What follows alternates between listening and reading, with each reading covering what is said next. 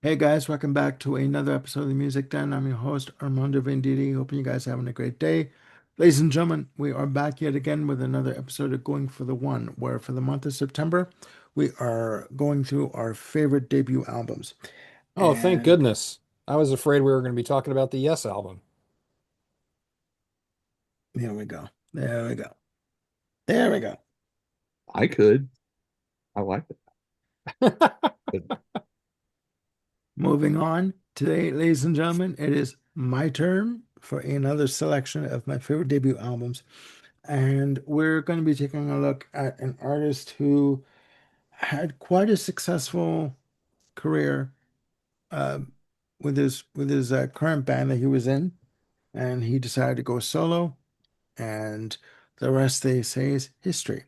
We are talking about Peter Gabriel with his debut solo release, self-titled, otherwise known as Car. Now, to be clear, he had released uh, three albums under the name of Peter Gabriel, uh, Car, Scratch, and Melt. And if it wasn't for his record company, Geffen, in the US, insisting he retitle his fourth album Security for the US market, he would have called the fourth album Peter Gabriel for the US market. But we won't go there. Now, the history with this album is that after Peter Gabriel left Genesis at the end of the Lamb Lies Down on Broadway tour, he was basically trying to search for what he wanted to do musically. He still had a contract with Atco Records, Atlantic, and not he was basically searching for his, I guess you'd say, musical identity. Because I mean, when you come out of a band like Genesis and you embark on a solo career, there's a lot riding on you, right? So eventually he met up with producer Bob Ezrin, who at that point had worked with Alice Cooper for majority of their records, and Alice Cooper solo, and also produced Lou Reed and Kiss Destroyer. And they decided to work together. Now, the the album Car, as we're going to call it, was released on February 25th, 1977. It was recorded in 1976. It was recorded at the Soundstage in Toronto and Morgan and Olympic Studios in London. Now, the musicians that played on this album, you have Tony Levin, renowned session player. You know, I'm not even going to go into all of his credits because we'll be here till tomorrow. You also had musicians like Steve Hunter and Dick Wagner, who had worked with Bob Ezrin by way of Alice Cooper and also Lou Reed. And I do believe, Jim, you can refresh my memory. On drums, you had such musicians as Jerry Marotta, who contributed work on the album. Yep. Now, this album has a mixture of styles, and that's why I like it. Uh, from progressive rock to basically barbershop quartet to just pop and folk influences. And I'll go through it with you. It starts off with Moribund the Burgermeister. And whenever I hear Burgermeister, I always think of Burgermeister Meisterburger from the Rankin and Bass cartoons, you know.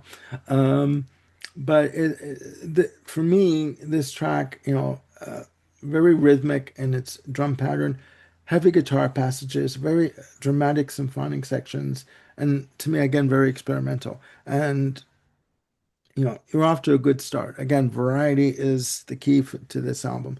Up next is the single that everyone knows, Salisbury Hill. Beautiful track. 4 minutes and 21 seconds of sheer poetry musically. Great repetitive. Yes.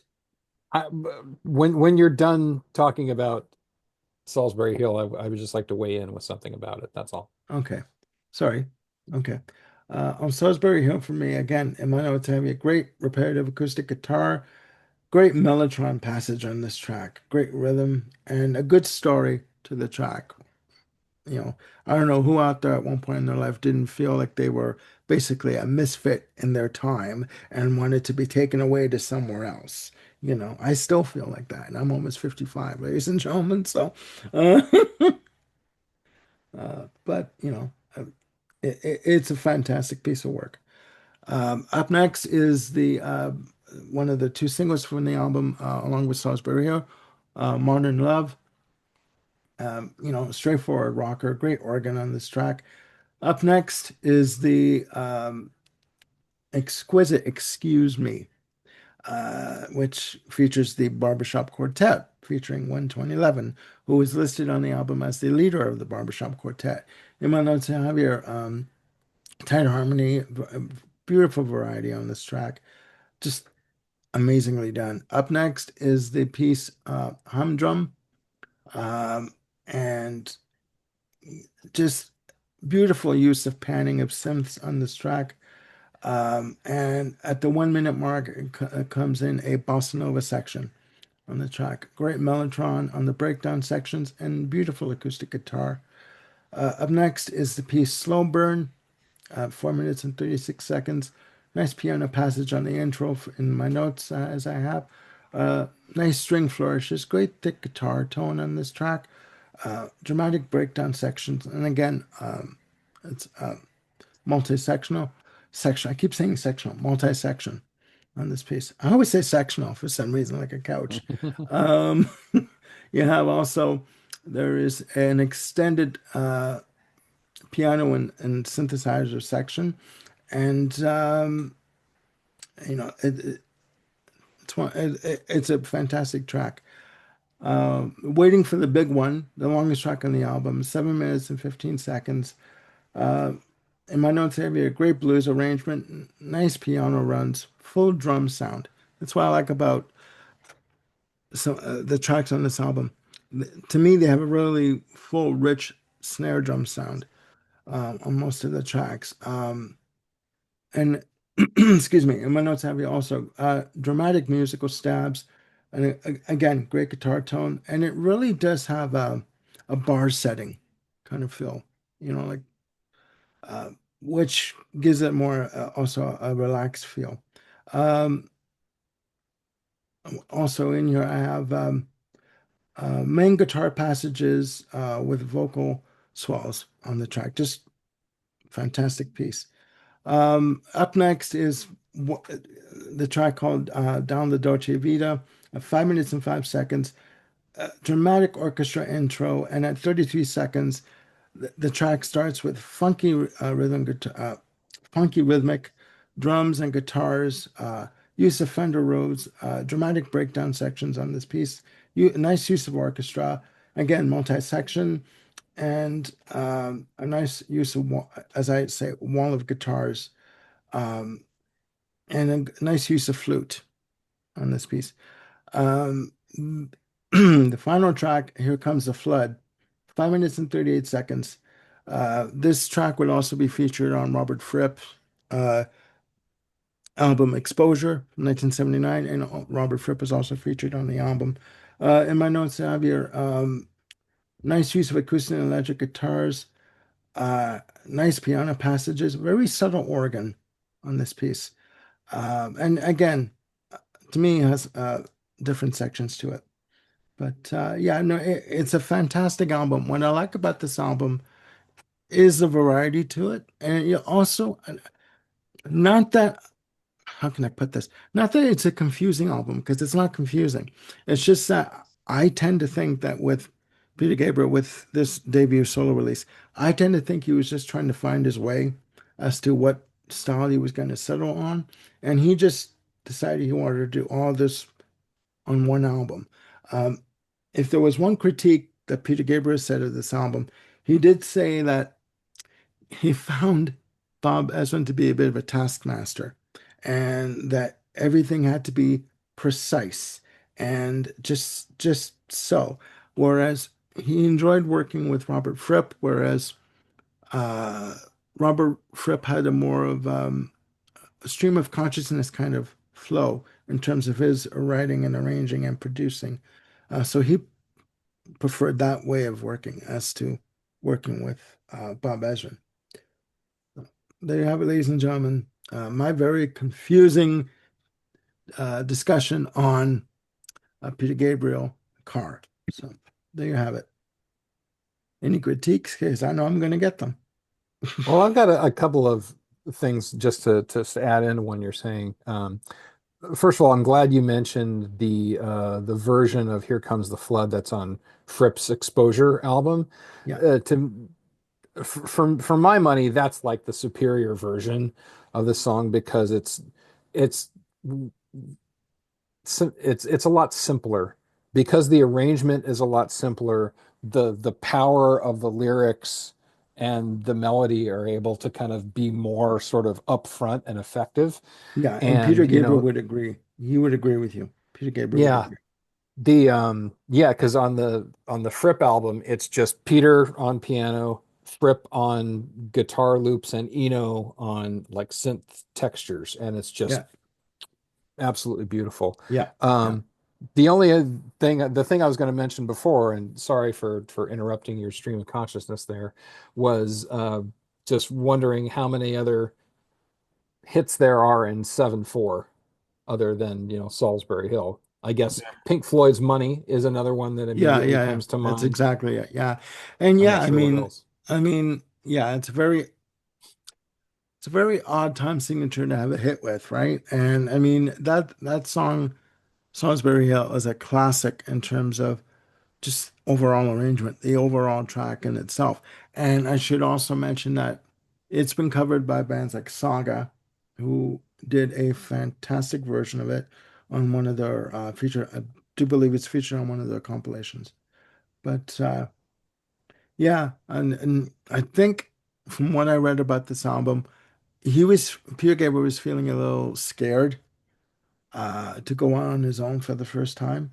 And when he met with Ezra, he knew of his work with obviously with Alice Cooper, so he didn't really know what to expect, right? And he just felt that although it's a good album, he kind of felt that Ezrin's approach was very taskmaster uh, vibe, and I mean Ezrin would agree. I mean, he showed up, just a little side note, he showed up to the Kiss Destroyer sessions with a whistle around his neck.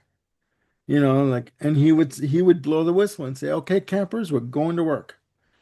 So he was very, very determined in that sense, sort of very, you know, we have to do it this way, right? So I know what I need, and I need more cowbell. there you go. There you go. That's exactly it. That's exactly it.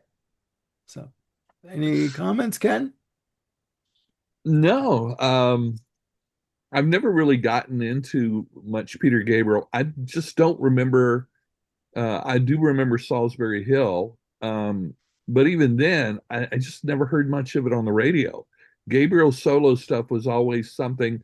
Well, Really? until you get to Sledgehammer and the MTV stuff, Okay. I would have to have sought that out rather than Yeah, just be automatically be exposed to it. So yeah. I remember Salisbury Hill being played quite regularly and quite in heavy rotation, even from a young kid, even from a young lad as I was, back in the day. And for me, what makes that song for me is that Mellotron passage. Yeah. It is just very emotional, and the lyric idea of it, like the theme of it, sure. the anyone that feels disenfranchised or feels like an outsider who finally finds out that this is not his world. This is not where he's supposed to be. And the people who have left him behind have come back to take him home, Like ET. you know?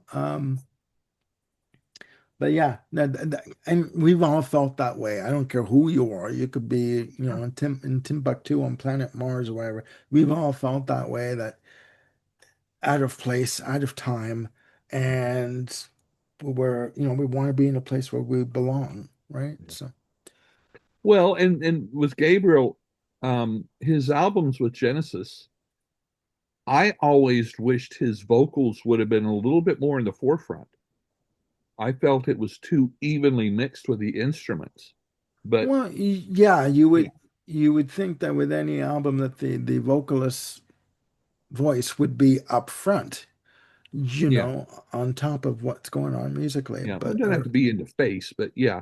But no, I would no, just find the way my ears hear, it's like I felt like I was having to strain to get a lot of the vocal work no. done. But you're not the only one. I felt the same way about that. I Not think that the they're not the good, but yeah, His I think style not very, he wasn't a one note kind of vocalist. He did a lot of dynamics with his voice. yeah, There's a lot of drama. I see him more as a, theater performer than a singer, really. He has a lot of that true. dramatic quality, especially in Genesis. And I don't think that was quite captured that well on record because you're right. His softer passages, the band doesn't get softer. They just Yeah, keep playing at the same volume. yeah. And no, it's hard to get. I would agree. I would agree. Probably the most impactful vocal for me on any Genesis recording, I guess, is the initial few minutes of Dancing with the Moonlit Light, because there he's like on his own, Yeah, barely any. a Yeah. cappella. That's right. That's right. Yeah. That's right. Cool. All right, ladies and gentlemen, there you have it. Another segment of Going for the One in the books. Again, please put down in the comments your opinion of this album or any favorite debut album you may know of or you want to introduce us to. And yeah, again, this has been a wonderful exercise. As blundering as I've been in my segments, it's been wonderful. So I want to thank Ken, Sagosh, and Jim for their patience and joining me on this journey with these albums. And this was a great idea, Jim. So yes, Glad I'm you liked it. giving you credit for it. Yes, I am, Jim, because it was your idea. Again, ladies and gentlemen, click like and subscribe and hit the notification bell to keep yourselves on top of any new content we got coming up. And we'll see you soon with more episodes on Going for the One and beyond. All right, have a good day. Bye for now.